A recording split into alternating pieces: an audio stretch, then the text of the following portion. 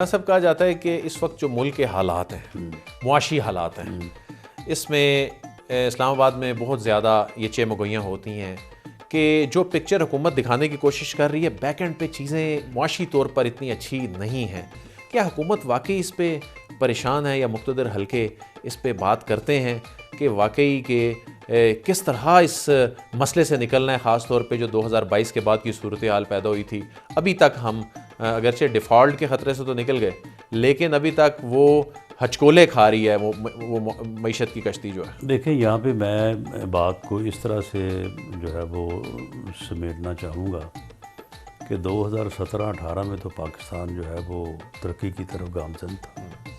2017-18 میں تو پاکستان ٹریک پہ آ چکا تھا اور آگے جو ہے وہ ایک اونچی اڑان بھرنے والا تھا۔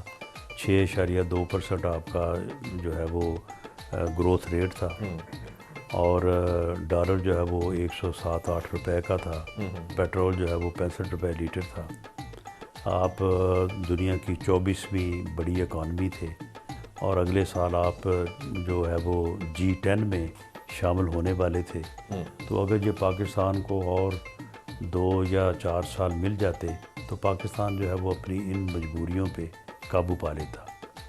تو پھر کیا ضرورت تھی ایک پروجیکٹ جو ہے وہ لانچ کیا گیا، اور ایک ایسے آدمی کو جس کو عوام نے اس وقت ووٹ تو نہیں دیا، لیکن RTS بٹھا کے اسے وزیر اعظم بنا دیا گیا۔ اور اس کے بعد جب 22 کو وہ روانہ ہوئے ہیں تو اس وقت ملک جو ہے اس میں یہ شور تھا پوری دنیا میں کہ پاکستان ڈیفالٹ کرنے جا رہا ہے۔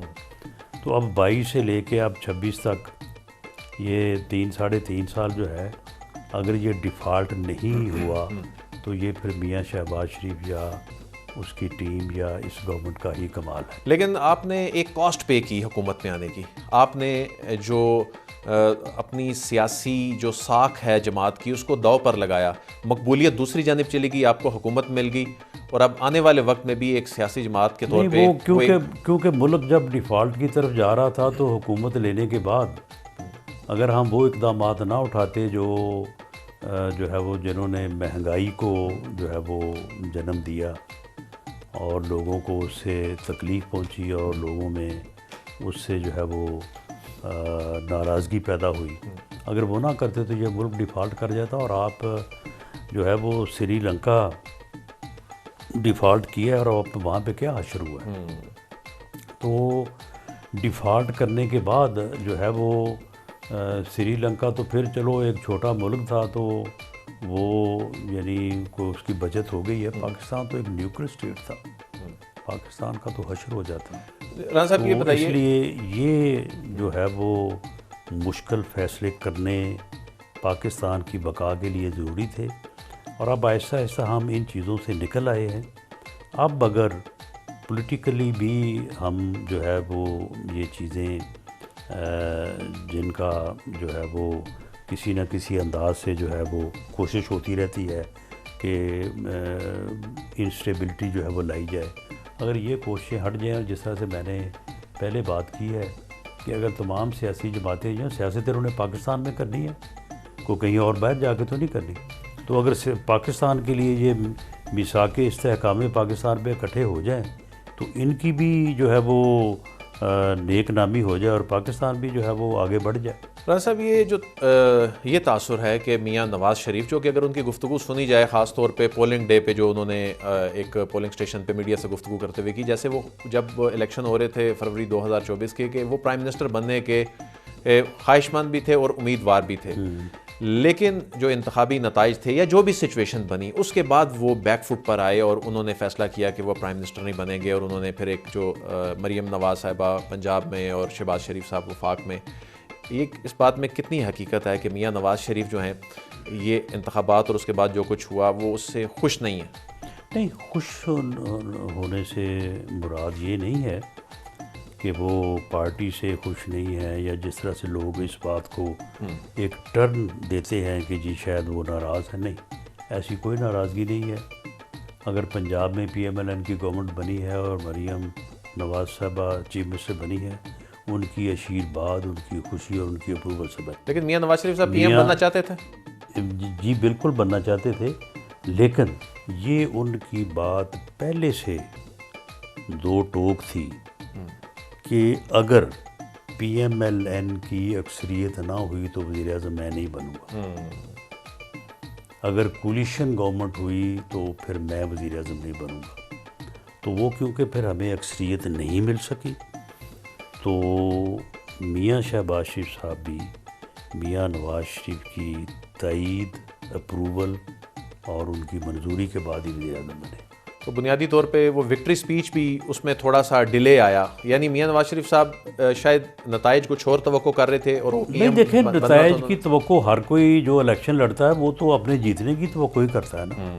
ہم تو یہ توقع بالکل، اس میں کوئی شک نہیں ہے کہ ہمیں یہ توقع تھی کہ ہماری دو تہائی والی بات، دو تہائی والی بات تو غلط کہہ رہے ہیں، لیکن ہمیں یہ ضرور تھا کہ ہم اکثریت حاصل کریں گے۔ صحیح۔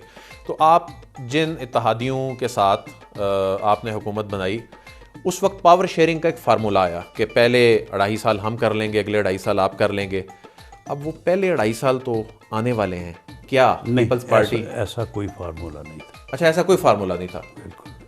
اور کیا کبھی پیپلز پارٹی کو کابینہ میں لانے کے حوالے سے یہ چیزیں تو ڈسکشن میں نہیں، کابینہ میں بھی پہلے دن ہی پیپلز پارٹی نے جو ہے وہ باقاعدہ معاہدہ ہوا، اس معاہدے میں بہت ساری چیزیں ہیں، کچھ 17-18 چیزیں ہیں، اس کے اوپر ہماری میٹنگز ہوتی رہتی ہیں، اور اس میں جو وفاق سے ریلیٹڈ ایشوز ہیں ان کو ہم یہاں پہ میٹنگ کر کے طے کرتے ہیں، اور جو پنجاب سے متعلقہ ہے وہ ہم گورنر ہاؤس میں میٹنگ کرتے ہیں۔ اس کمیٹی میں اسحاق ڈار صاحب جو ہے وہ اس کمیٹی کو چیئر کرتے ہیں۔ صحیح۔ اس میں پیپلز پارٹی کی طرف سے پرویز اشرف صاحب ہیں، نوید قمر صاحب ہیں، اپنا حسن مرتضیٰ صاحب ہیں، ندیم افضل چند صاحب ہیں، قاہرہ صاحب ہیں، ادھر ہماری طرف سے بھی میں ہوں، اس میں سعد رفیق صاحب ہیں، اسپیکر پنجاب اسمبلی ہیں۔ مین ایشوز کیا تھے سر اس میں؟ اس میں یعنی مختلف چیزیں ہیں کہ کن کن جو ہے وہ جگہوں پہ پیپلز پارٹی کے لوگوں کو بھی اکاموڈیٹ کیا جائے گا، ڈیولپمنٹ فنڈ سے متعلقہ جو ہے وہ چیزیں ہیں، لیکن اس میں یہ بات کوئی نہیں ہے کہ 2.5 سال P M L N government کرے گی اور بعد میں 2.5 سال پیپلز پارٹی۔ لیکن یہ امکان ہے کہ اگلے انتخابات سے قبل پیپلز پارٹی کابینہ کا حصہ بن سکتی ہے؟ نہیں، یہ بھی اس میں نہیں ہے۔ یہ اس میں پیپلز پارٹی کے ساتھ جو ہے وہ جو کانسٹیٹیوشنل آفس ہیں، پریزیڈنٹ آفس جو ہے، یہ اس معاہدے میں شامل تھا۔ اس کے مطابق زرداری صاحب کو پریزیڈنٹ بنایا گیا، گورنر پنجاب اور کے پی کے کا تھا، وہ وہاں پہ ان کے گورنر بنے، تو اس طرح کی